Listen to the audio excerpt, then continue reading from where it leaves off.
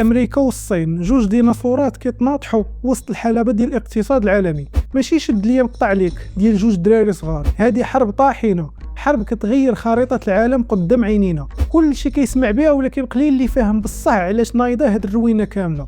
واش بصح غير على حساب شكون كيبيع اكثر الاخر؟ واش غير على الدولار الامريكي واليوان الصيني؟ لا، القصه اعمق بزاف من هاد الشيء. كاينين شي حوايج مخفيه ورا الستار، كاين صراع حاد على القوه والتكنولوجيا، وهنا كتجسد الفكره الاساسيه ديال القصه. اليوم غادي نحيدوا ديك القشره السطحيه اللي كيوريونا في الاخبار، وغادي نحفروا مجموعين باش نجبدوا الاسباب الحقيقيه، دوك الاسباب الخفيه اللي خلات اكبر جوج قوى في العالم يوصلوا لهذا الصدام اللي كيخلع. وجدوا راسكم معايا باش تشوفوا القصه الكامله بلا زواق، القصه اللي غادي تخليك تشوف العالم بطريقه مختلفه. اول حجه كانت امريكا كتدافع بها ضد الصين هي الميزان التجاري. تصور معايا هذا الميزان بحال كفه، في جهه كاينه امريكا كتبيع للصين، وفي الجهه الاخرى شحال كتشري من عندهم. المشكله كانت في الكفه ديال المشتريات اللي كانت ديما طايحه بزاف. يعني امريكا كتخوي جيابها باش تشري التليفونات، الحوايج، الالعاب، الالكترونيات، تقريبا كل شيء ماد ان تشاينا، وفي المقابل داكشي اللي كتبيع هي للصين، مثل طيارات بوينغ، شي محاصيل فلاحيه بحال الصوجه، وشويه ديال التكنولوجيا المعقده، ما كانش كافي باش يوازن الكفه. هذا الفرق اللي كيتسمى العجز التجاري كان كيوصل لمئات المليارات ديال الدولارات كل عام. مئات المليارات، تخيل شحال ديال الفلوس. امريكا وخصوصا الاداره ديال ترامب اللي جات وشعلات العافيه بداو كيقولوا اشنو هاد اللعب؟ الصين كتصنع، كتخدم ناسها، كتربح الملاير على ظهرنا، وحنا المصانع ديالنا كيتسدوا والبطاله كتزيد. ترامب استغل هذا الاحساس بالغبن عند بزاف ديال الامريكيين ورفع شعار امريكا اولا، وقال لهم غادي نرجعوا الحقوق ديالنا وغادي نفرضوا على الصين تلعب معنا نيشان ولا نوضوها. هذه القضيه ديال العجز التجاري هي السبب اللي كيبان للجميع ساهل تفهمه ومنطقي، ولكن واش بوحدو كان كافي باش ينوض حرب بهذا الحجم؟ لا، هذه كانت غير الشجره اللي كتخفي وراها الغابه. دابا غادي ندخلوا للغابه كامله ونتعمقوا فيها. هنا فين كتبدا اللعبه كتقساح وكيبدا الصراع الحقيقي. واحد من اكبر القضايا اللي كانت كتسبب لامريكا صداع الراس هي سرقه الملكيه الفكريه. شنو هي هذه الملكيه الفكريه؟ بالضبط هي الافكار، الاختراعات، التصاميم، البرمجيات والاسرار التجاريه. هذا الشيء اللي الشركات كتستثمر فيها وقتها وجهدها وسنين ديال البحث والتطوير واموال ضخمه باش توصل ليه. امريكا كانت كتهم الصين، ماشي غير الشركات بل حتى جهات حكوميه، بانها دايره واحد الحمله منظمه باش تسرق هذه الملكيه الفكريه ديال الشركات الامريكيه. كيفاش؟ اول اتهام هو التجسس الالكتروني. امريكا كانت كتقول باللي مجموعات ديال الهاكرز بزاف منهم مدعومين من الجيش والمخابرات الصينيه حسب التقارير الامريكيه، كيخترقوا الشبكات والمعلومات ديال الشركات الامريكيه الكبرى، خصوصا في المجالات الحساسه بحال التكنولوجيا، الدفاع، الطيران، الصيدله، وكيسرقوا التصاميم، نتائج الابحاث، خطط المنتجات المستقبليه بحال شي فيلم ديال الجوساسه. ثاني اتهام هو الهندسه العكسيه. امريكا كتقول بلي الصين كيشريو المنتوج الامريكي المتطور وكيدخلوه للمختبرات ديالهم وكيفكوه قطعه بقطعه، مسمار بمسمار، باش يفهموا كيفاش كيخدم بالضبط ويعاودوا يصنعوه بحاله، واحيانا كيزيدوا عليه شي تعديلات طفيفه باش يقولوا راه ديالهم. ايضا كيحاولوا يغريو مهندسين موظفين خدامين في شركات امريكيه حساسه باش يبيعوا لهم الاسرار الصناعيه مقابل مبالغ ماليه ضخمه او امتيازات اخرى. حالات بحال هذه وقعت من قبل وتشدوا فيها ناس وتحاكموا فيها.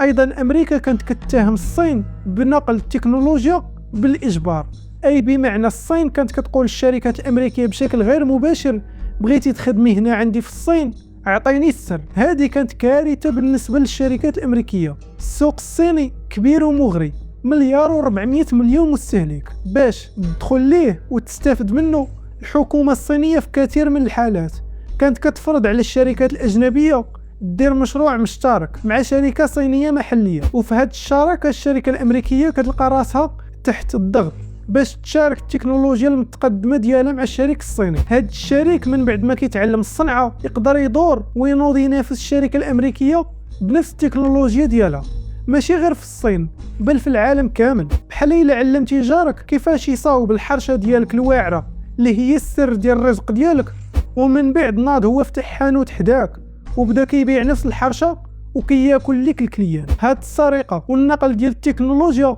كانت كتضرب الاقتصاد الامريكي في صميمه مباشره، ماشي غير خساره ديال الفلوس اللي مشات في البحث، بل خساره ديال الافضليه التنافسيه وخساره ديال الوظائف وتهديد المستقبل التكنولوجي ديال البلاد. هاد الشيء اللي خلى امريكا تقول بركه. هاد الشيء تعدى الحدود، هذه سرقه موصوفه. زيد على هاد الشيء كامل واحد القضيه اخرى كتزيد تعقد الامور. القواعد ديال اللعبه في السوق ماشي هي عن الطرفين. الحكومه الصينيه كتدخل بزاف في الاقتصاد ديالها، كتعطي للشركات الكبيره ديالها اللي بزاف منهم اصلا مملوكين للدوله او عندهم علاقات قويه بالحزب الشيوعي، مساعدات ماليه هائله، قروض فوائد شبه منعدمه، اراضي فابور او بثمن رمزي، اعفاءات ضريبيه بالجمله، دعم مباشر للصادرات. هاد الشيء كيعطيهم واحد القدره تنافسيه خارقه، كيقدروا ينتجوا السلعه بثمن رخيص بزاف لدرجه انه كيقتل المنافسه في الاسواق العالميه. الشركه الامريكيه اللي غالبا كتكون شركه خاصه كتعتمد على راسها وعلى قوانين السوق الحر ما كتلقاش كيفاش تواجه هاد الاغراق بالسلع الرخيصه المدعومه من الدوله. في المقابل ملي كتجي شركه امريكيه باغا تدخل وتستثمر او تبيع المنتجات ديالها في السوق الصيني الواعد، كتلقى راسها قدام حيط ديال العراقيل، قوانين معقده ومتغيره، قوانين الاستثمار والتشغيل والضرائب ممكن تبدل بسرعه وبشكل غير متوقع، واجراءات اداريه طويله ومعقده باش تاخذ التراخيص والموافقات، وايضا قيود على بزاف ديال القطاعات اللي امريكا قويه فيها بزاف، بحال الخدمات الماليه، الاعلام، بعض مجالات التكنولوجيا كانت شبه ممنوعه على الاستثمار الاجنبي المباشر او فيها قيود صارمه، وتفضيل الشركات المحليه في صفقات الشراء الحكوميه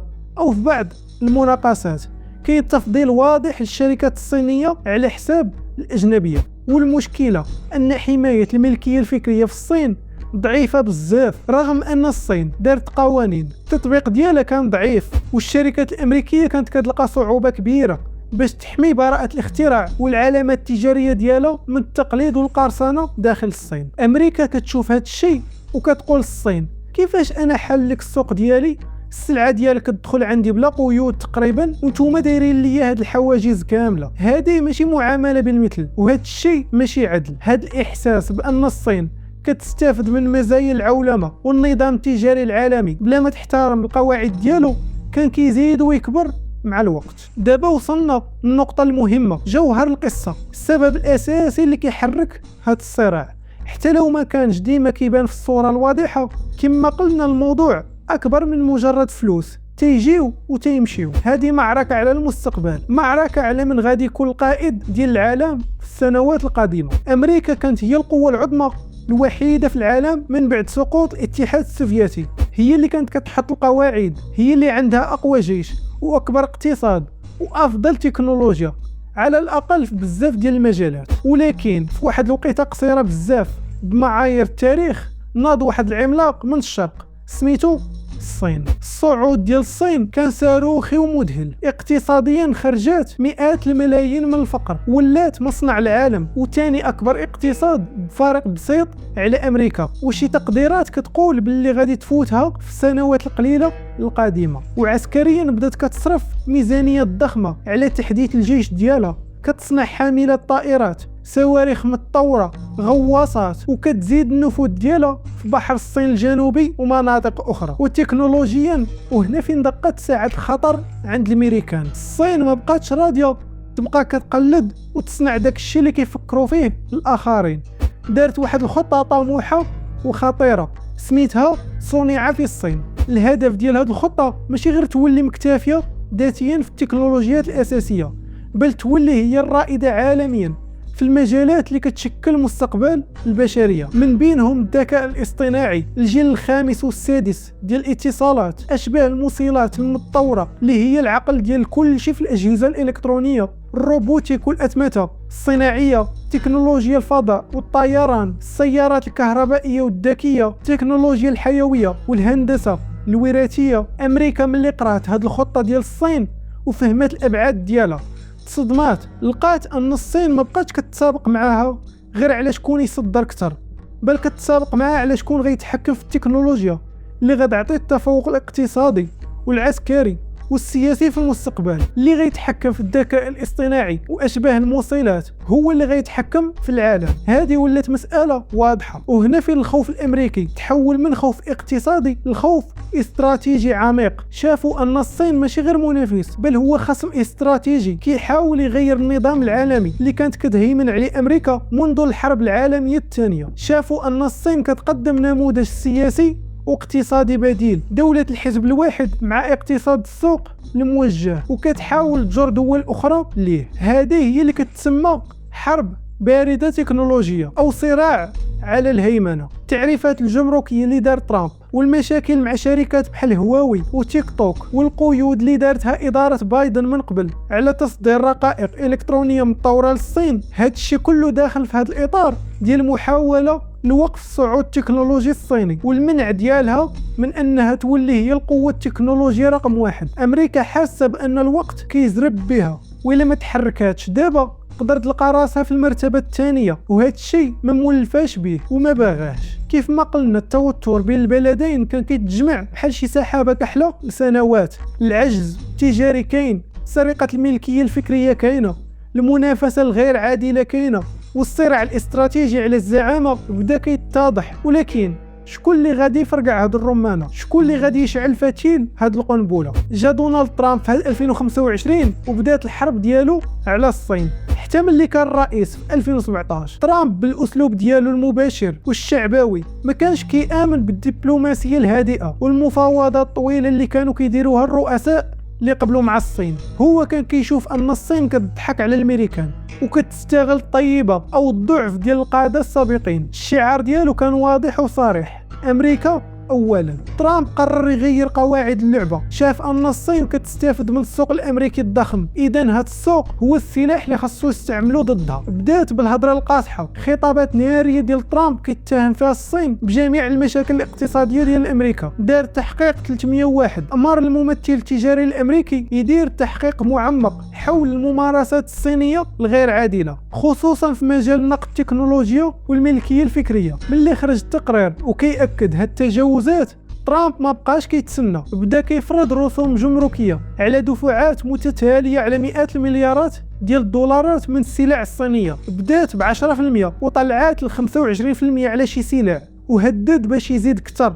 في 2 ابريل 2025 بعد عوده ترامب فرض رسوم جمركيه اضافيه بنسبه 34% على بعض المنتجات الصينية، ومن بعد في 7 ابريل زاد التهديد بزيادة الرسوم بنسبة 50% إلى ما خفضاتش الصين الرسوم ديالها. بحلول 9 ابريل وصلت الرسوم ل 125% على بعض السلع الصينية، وهذه كانت بداية تصعيد كبير من طرف أمريكا. من جهة أخرى الصين ردت في 10 ابريل بزيادة الرسوم الجمركية على الواردات الأمريكية، ورفعت النسبة حتى هي ل 125% على السلع من امريكا. هذا الشيء زاد من حده التوترات التجاريه بين البلدين. ترامب بدا كيضغط على الشركات الامريكيه باش ترجع الاستثمارات ديالها من الصين لامريكا، وبدا كيستهدف الشركات الصينيه وركز بزاف على قطاع التكنولوجيا الصيني، ودار قيود على شركات بحال هواوي وزد تي او متهمها بانها خطر على الامن القومي الامريكي. ترامب بهذا الاسلوب التصادمي هو اللي حول التوتر اللي كان تحت الرماد لواحد المواجهة مفتوحة وعلنية.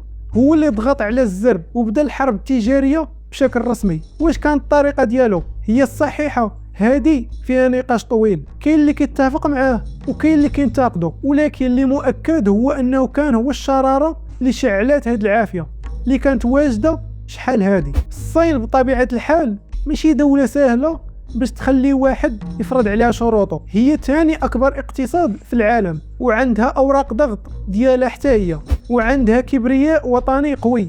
ما يمكنش ليها تقبل الإهانات والضغط الأمريكي بلا ما ترد. الرد الصيني جا حتى هو على شكل تعريفات جمركية مضادة، ولكن الصين كانت ذكية في اختيار السلع اللي غتفرض عليها الرسوم. ركزات على المنتجات اللي كتجي من ولايات أمريكية اللي كتعتبر القاعدة الانتخابية ديال ترامب، خصوصا المنتجات الفلاحية بحال فول الصويا والذرة والحمل الخنزير. الهدف كان هو توجع الفلاحين والمناطق اللي صوتات على ترامب باش يديروا عليه الضغط يراجع القرارات ديالو. وهكذا دخلت أمريكا والصين في واحد الحلقة مفرغة ديال التصعيد. أمريكا كتزيد الرسوم ديالها على سلع صينية، الصين كترد بزيادة الرسوم على سلع أمريكية. أمريكا كتهدد بزيادة أكبر إلا ما تراجعتش الصين على الزيادات. الصين كترد بتهديدات أخرى بحال صعوبة الإجراءات للشركات الأمريكية اللي خدامة في الصين، أو التهديد ببيع سندات الخزينة الأمريكية اللي عندها. الخطاب السياسي بين طرفين ولا حاد وعنيف. هاد الشيء خلق واحد الجو ديال الفوضى وعدم اليقين في العالم كامل. الأسواق المالية ولات مخربقة طالعة وهابطة. الشركات العالمية اللي كانت بانية سلاسل التوريد ديالها على أساس التعاون بين أمريكا والصين بدات كتراجع الحسابات ديالها وكتفكر تنقل المصانع ديالها لبلايص أخرى بحال فيتنام، المكسيك والهند. المستهلكين في أمريكا وباقي العالم بداو كيحسوا بالزيادة في الأثمنة ديال بعض المنتجات اللي كانت كتجي من الصين. حاول الطرفان يتفاوضوا من قبل ووصلوا لواحد اتفاق المرحلة الأولى في بداية 2020. هاد الاتفاق كان كيلزم الصين تزيد تشري كميات كبيرة من المنتجات الأمريكية خصوصا الفلاحية والطاقية، مقابل أن أمريكا تخفض شوية من الرسوم الجمركية. ولكن هاد الاتفاق أولا الصين ما وفاتش بجميع الالتزامات ديالها فيه، خصوصا مع جائحة كورونا، وثانيا ما عالجش المشاكل البنيوية العميقة اللي هي أساس الصراع. الملكية الفكرية، دعم الدولة، الصراع التكنولوجي كان بحال شي ضمادة على جرح عميق. إذا باش نجاوبوا على السؤال اللي بدينا به، علاش بدات الحرب الاقتصادية بين أمريكا والصين، ما كاينش جواب واحد سهل، حيت ماشي غير سبب واحد بل مجموعة ديال الأسباب متداخلة ومعقدة بحال شي بصلة عندها بزاف ديال الطبقات. الطبقة الخارجية اللي كتبان العجز التجاري الضخم والمطالبة بميزان تجاري أكثر عدلا. الطبقة اللي تحتها الممارسة التجارية الغير عادلة ديال الصين، سرقة الملكية الفكرية، نقل التكنولوجيا بالإجبار، الدعم الحكومي وصعوبة ولوج السوق. الطبقة الأعمق الصراع الشرس على الريادة التكنولوجيا العالمية خصوصا في المجالات ديال المستقبل بحال الذكاء الاصطناعي. القلب ديال البصلة أو السبب الجذري هو الصراع الجيوسياسي والاستراتيجي على الهيمنة العالمية في القرن ال21، والخوف الأمريكي من الصعود الصيني كقوة منافسة كتهدد المكانة ديالها ونظامها العالمي. والعامل المحفز أي الشرارة هو وصول دونالد ترامب بالسياسات ديالو التصادمية وشعار أمريكا أولا اللي فجر الصراع بشكل علني. هاد الحرب إذن هي حرب متعددة الأوجه، هي حرب اقتصادية وحرب تكنولوجية وحرب على قواعد النظام العالمي، وفي العمق ديالها هي بداية تشكل نظام عالمي جديد مختلف على اللي عرفناه من قبل. بالرغم من أن ترامب كان مشى وجا بايدن في 2021 اللي استعمل لغة مختلفة وشوية ديال الدبلوماسية، التنافس الحاد كان باقي هو. يمكن الحرب التجارية المباشرة ديال التعريفات الجمركية خفات الحدة ديالها شوية في عهد بايدن، ولكن الحرب التكنولوجية والقيود على الاستثمار والتحالفات ضد الصين استمرت وكانت كتزيد. ولكن في 2025 رجع ترامب شد الرئاسة بشكل أقوى وزاد تصعيد مع الصين. هاد الشيء كيعني أن الصراع باقي طويل وغادي يبقى يشكل أهم تحدي في العلاقات الدولية للسنوات القادمة وربما العقود القادمة. كنتمنى هاد الغوص في الأعماق ديال هاد القصة يكون وضح لكم الصورة مزيان وخلاكم تفهموا أن داك الشيء اللي كيبان ظاهريا ماشي ديما هو الحقيقة الكاملة. العالم كيتبدل بسرعة والمغرب هو جزء من هذا العالم. خاصنا نكونوا فاهمين هاد التحولات الكبرى اللي كتوقع. دابا بغيت نعرف الرأي ديالكم، واش أمريكا عندها الحق تخاف من الصين؟ واش الصين بصح كتلعب خارج القواعد؟ وكيفاش كتشوفوا المستقبل ديال هاد الصراع وتأثيره علينا؟ شاركونا الآراء ديالكم والتحليلات ديالكم في التعليقات، وما تنساوش ديروا لايك للفيديو إن عجبكم وبارطاجيوه مع العائلة والأصدقاء اللي مهتمين بهذه المواضيع، وأهم حاجة ديروا اشتراك وفعلوا الجرس باش تبقاو ديما توصلوا بالجديد ديال الفيديوهات. تهلاو في راسكم ونتلاقاو في الفيديو الجاي إن شاء الله.